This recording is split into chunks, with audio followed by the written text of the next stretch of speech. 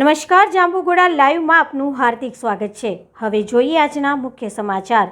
પંચમહાલ જિલ્લામાં યોજાયેલા સ્થાનિક સ્વરાજ્યની ચૂંટણીમાં મતદાન કરવા માટે વહેલી સવારથી જ મતદારોની લાઈનો લાગી હતી।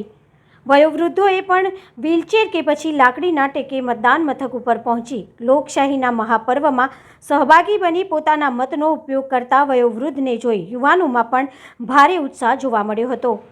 જાણવા મળ્યા મુજબ પંચમહાલ જિલ્લા સહિત જાંબુઘોડા તાલુકામાં સ્થાનિક સ્વરાજ્યની ચૂંટણીનું મતદાન સવારે 7 વાગ્યાથી પ્રારંભ થયો હતો। ત્યારે જાંબુઘોડા તાલુકા પંચાયત અને જિલ્લા પંચાયતની ચૂંટણીમાં વહેલી સવારે ઠંડા માહોલમાં મત આપવા માટે મતદારો લાઈનોમાં લાગ્યા હતા અને લોકશાહીના મહાપર્વમાં મતદારોએ પોતાનો કિંમતી અને પવિત્ર મતનો ઉપયોગ કર્યો હતો અને મતદારોને કોઈ અગવડ ન પડે તે માટે ઠંડા પાણી તેમજ છાશનું વિતરણ કરવામાં આવ્યું હતું।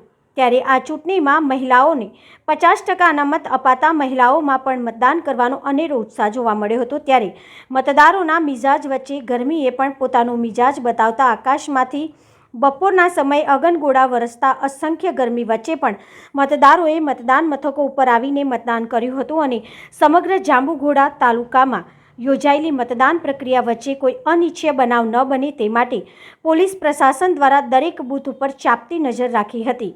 ત્યારે પંચમહાલ જિલ્લામાં સૌથી વધુ મતદાન જાંબુઘોડા તાલુકામાં નોંધાયું હતું, જેમાં સવારના 7 વાગ્યાથી શરૂ થયેલી મતદાન પ્રક્રિયામાં સાંજના 6 વાગ્યા સુધીમાં 71.4% જેટલું મતદાન થયું હતું, જે ટકાવારી પંચમહાલ જિલ્લાના જાંબુઘોડામાં હાઈએસ્ટ મતદાન થયું હતું।